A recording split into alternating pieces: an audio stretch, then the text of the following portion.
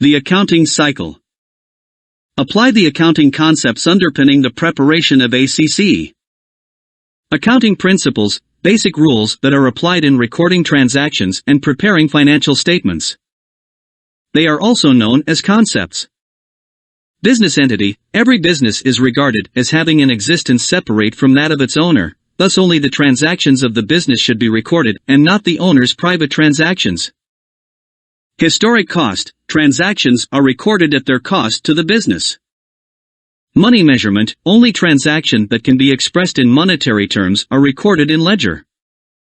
Going concern. When there is no intention to discontinue a business in the foreseeable future. Unless stated to the contrary, it is assumed that the ACC of the business are prepared on a going concern basis. Consistency. Transactions of a similar nature should be recorded in the same way, that is, consistently, in the same accounting period and the future accounting periods.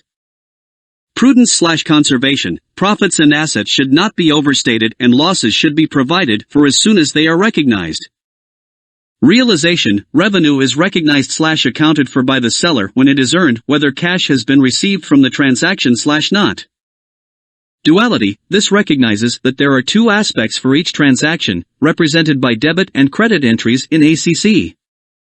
Materiality recognizes that some types of expenditure are less important in a business context than others and the business should not waste time recording transactions that involve small amounts of money. Matching/accrual. The IS should only include the income earned and expenses incurred for the current financial year.